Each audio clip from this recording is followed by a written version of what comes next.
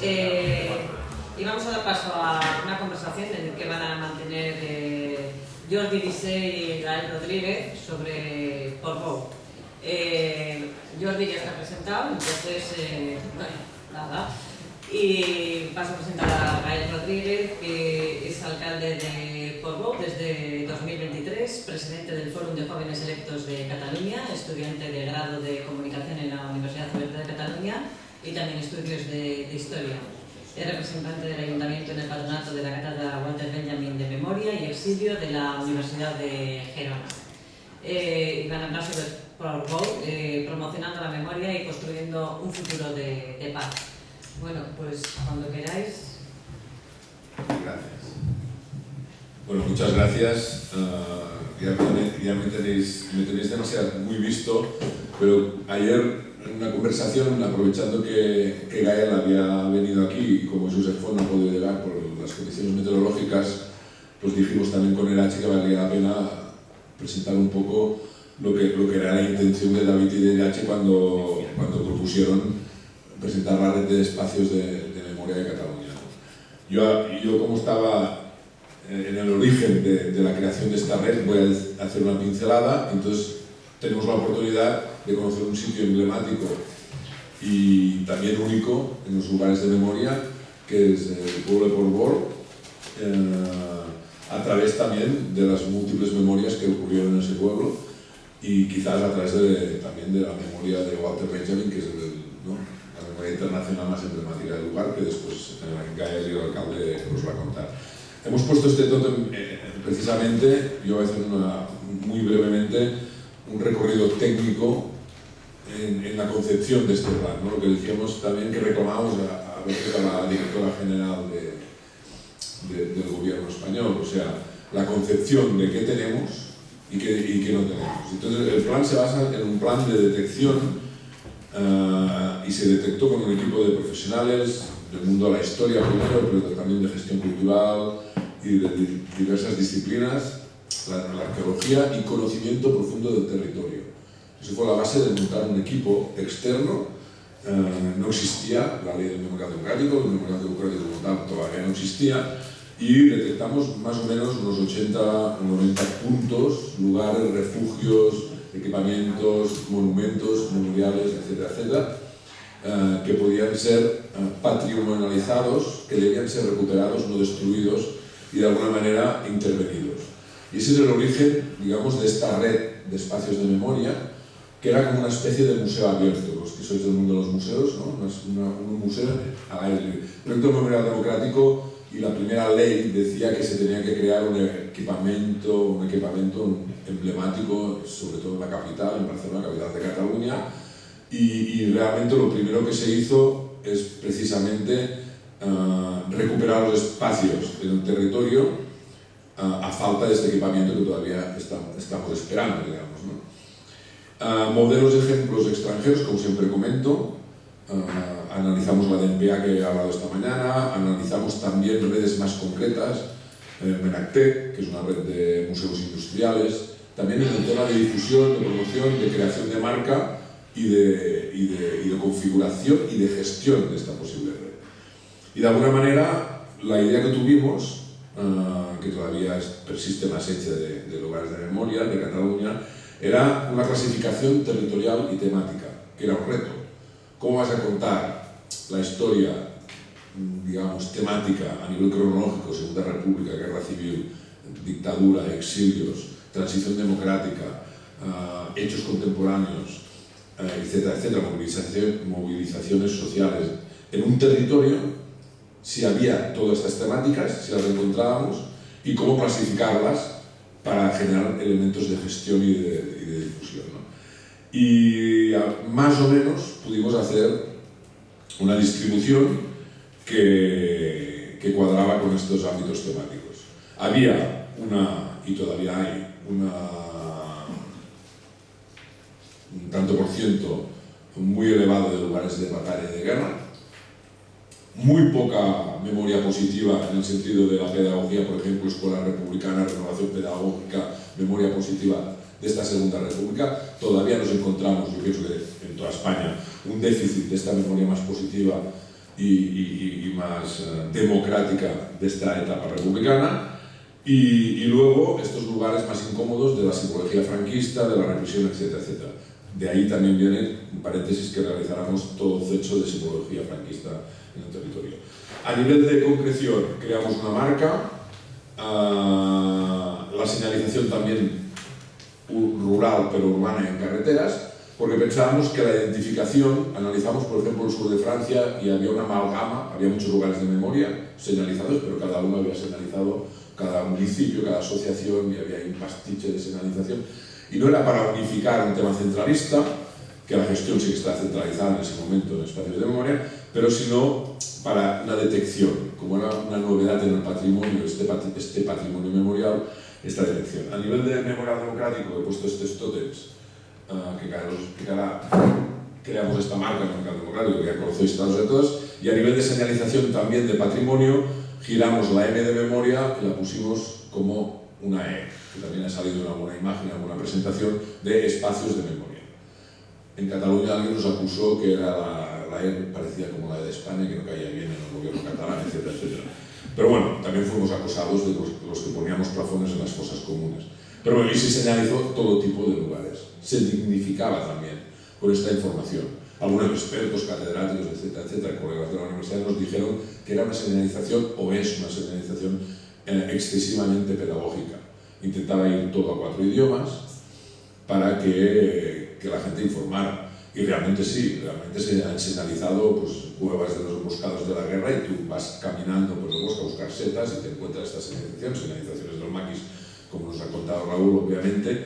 Y esto generaba también una demanda político de gestión, pacto con el Departamento de Cultura y Patrimonio, que esto, la ley actual que está pendiente de aprobarse en el Parlamento catalán, no sé si lo recoge muy bien, pero es muy importante, incluso para las excavaciones arqueológicas y también las excavaciones antropológicas de fosas, pactar con otro departamento de Cultura y Patrimonio y declarar obligatoriamente estos lugares protección local, lo que decías tú de Belchite y otros lugares. Bueno, resumiendo, la marca de difusión, la organización, después también cuando esto se puso en marcha había un decreto del gobierno que todavía está por ahí colgado.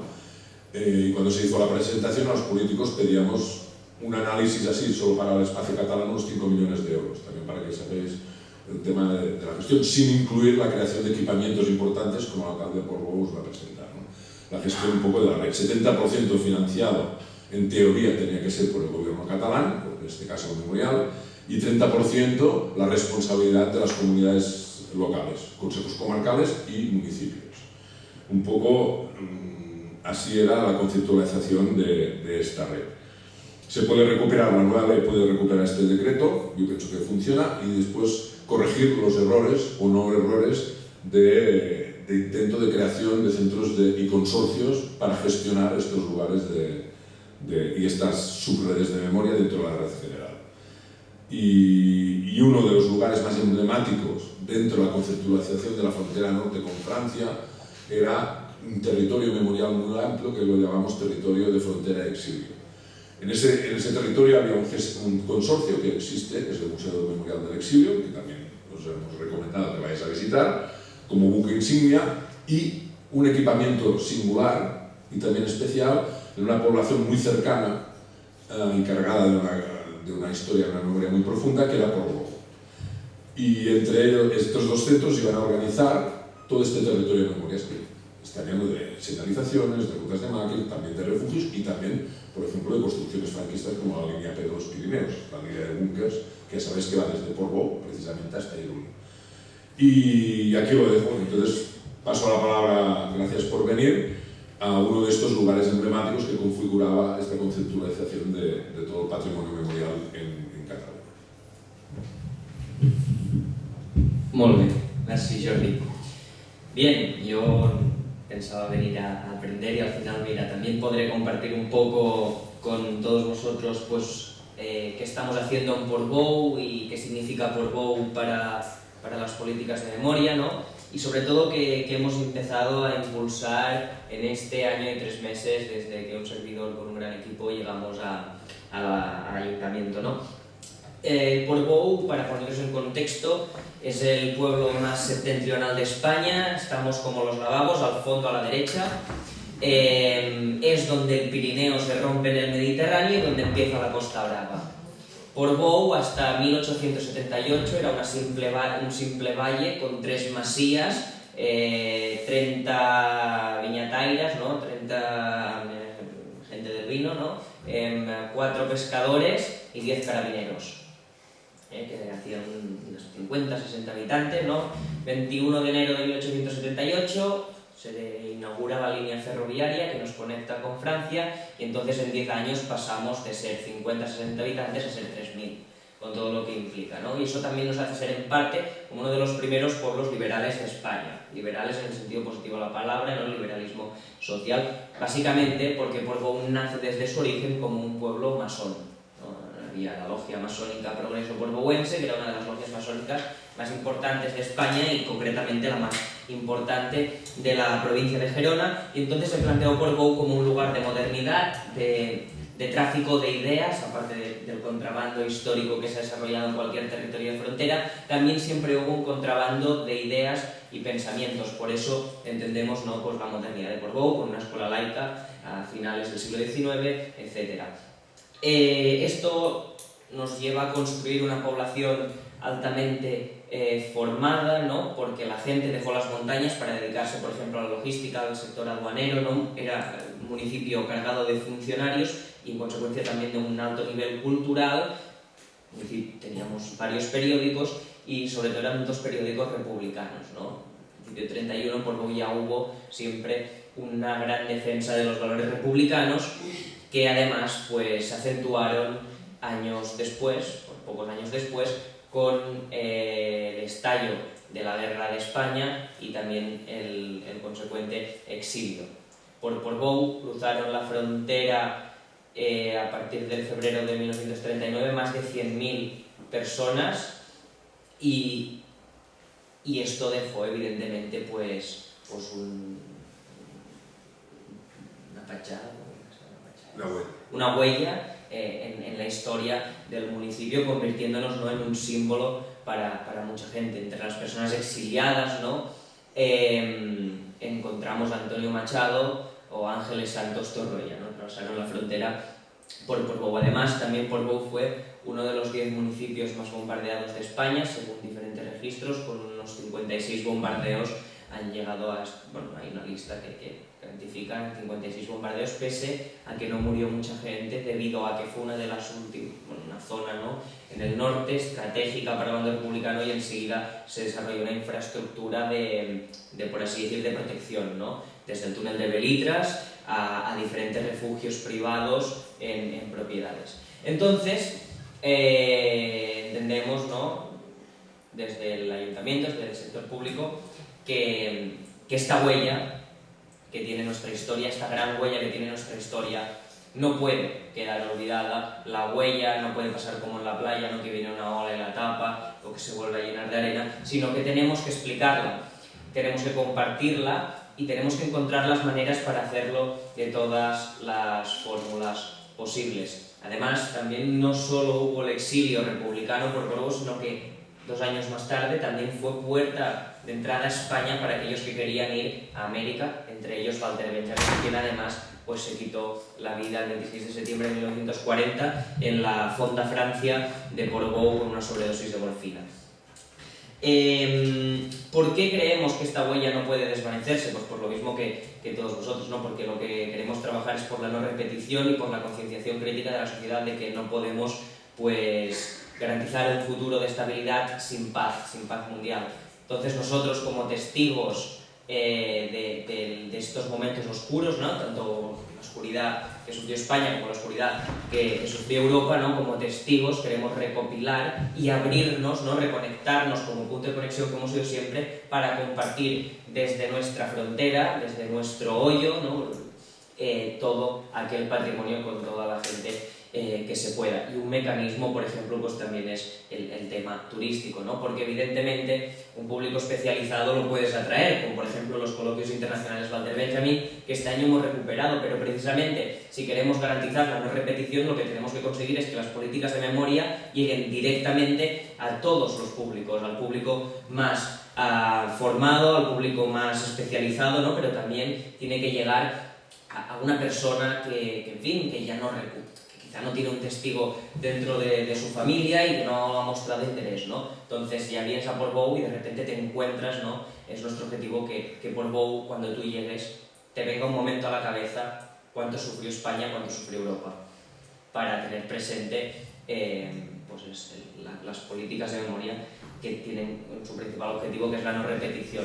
Y más hoy, cuando el 26% de la población joven de España considera que no se viviría tan mal en un sistema autoritario, ¿no? Es más importante que nunca poder desarrollar políticas que lleguen a todos estos públicos. Entonces, ¿qué estamos haciendo desde el Ayuntamiento de Portbou? Desde el Ayuntamiento de Portbou, las primeras cosas que hicimos fue con el cartipacio municipal, ¿no? Creamos, como reclamaba que pasara aquí en Guernica una persona que estaba en el público antes, creamos la Concejalía de Memoria Democrática.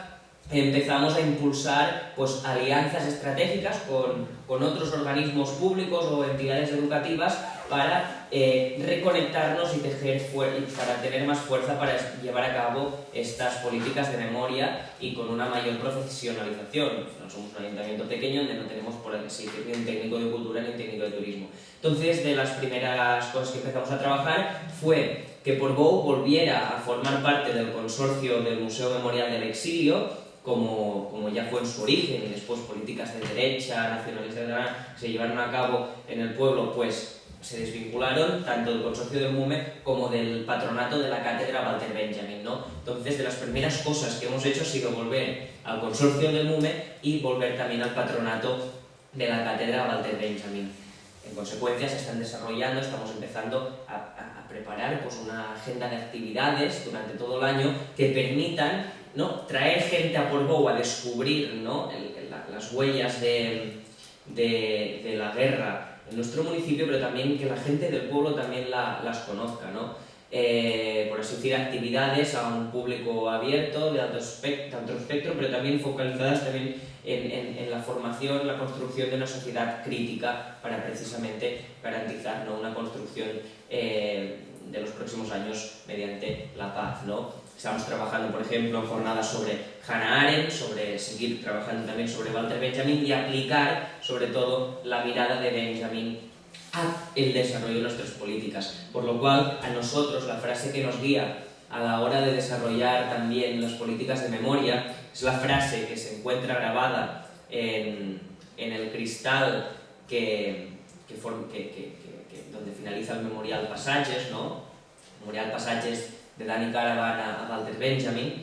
Pues aquí en este cristal hay grabada una frase de Benjamin que dice: es una tarea más ardua honrar la memoria de los seres anónimos que no la de las personas célebres. La construcción histórica se consagra a la memoria de aquellos que no tienen nombre.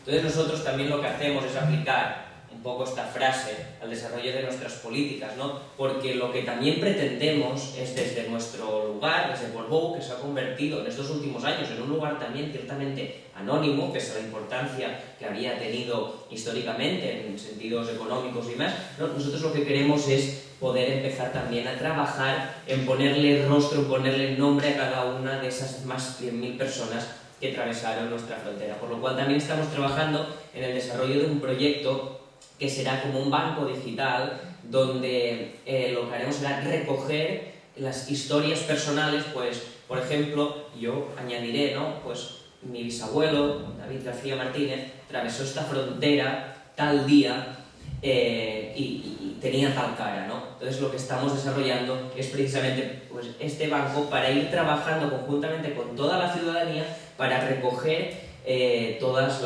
los rostros de los exiliados que atravesaron la frontera portbouense, ¿no?, para precisamente trabajar la construcción histórica pero con la memoria no de las personas anónimas, sino de aquellas que sí que tienen nombre, ¿no? Queremos romper con el anonimato porque realmente no existen personas anónimas. Lo que queremos es dar a conocer quiénes eran aquellas personas anónimas, quiénes eran las mujeres que cruzaban la frontera con niños desganados, las gentes mayores, ¿no? que dejaron atrás su historia personal para buscar, intentar labrarse un futuro, pese a que muchos pues acabaron bien enfermos y murieron en Argelers, o la misma historia de Machado, ¿no? Que murió pocos meses después en Coyó.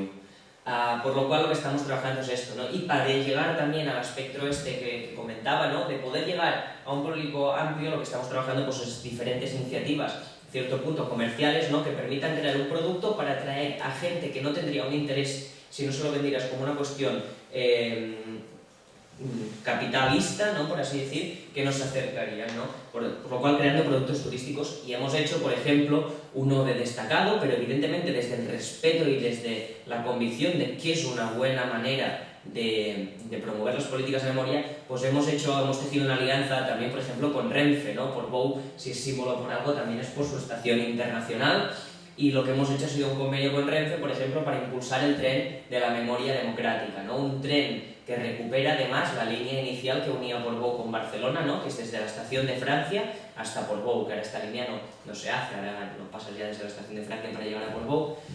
Y desde la estación de Francia sale un tren especial para llegar a Portbou, y en Portbou tienes una serie de actividades, ¿no? Tienes la visita guiada al Memorial Passages de Dani Caravana Walter Benjamin, tienes también la visita al Coll de Balitras, ¿no? Que es donde se encuentran, por ejemplo, estos tótems y donde es el símbolo, ¿no? Es donde está la raya que separa un estado del otro, y después también una parte teatralizada, ¿no? que nos lleva también a los momentos de los bombardeos en Portbou, ¿no? Porque aún todavía se conservan fachadas donde se encuentran pues, restos de metralla, incluso, ¿no? La Casa Drácula, conocida, es una antigua casa de ferroviarios, o el Teatro Cine con Gesta.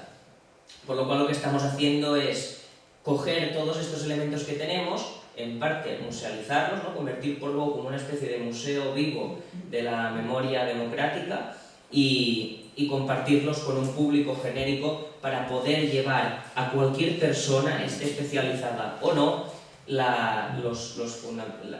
parte de nuestra historia para tener esta conciencia para garantizar la no repetición, que es el objetivo de cualquier política de memoria. Ah, sí, perdón, se me olvidaba. Estamos también trabajando en la recuperación de las antiguas escuelas y antiguo ayuntamiento para albergar el espacio memorial Walter Benjamin, un espacio memorial que no me lo he inventado yo, esto lo inventó Jordi con otras personas. En parte, este proyecto concreto, Jordi participó, por ejemplo, en su creación en un inicio, ¿no? Es un proyecto del año 2008, 2009, 2010, que se encargó desde el Ayuntamiento con el apoyo de Eurón, del Memorial Democrático, para crear un centro en el otro punto clave de la frontera, ¿no? Como ya hay en Múmela Junquera, ¿no? Hacer uno en Portbou, centrado también en los exilios europeos, no tan solo en el exilio republicano y en la reflexión del pensamiento benjaminiano, ¿no?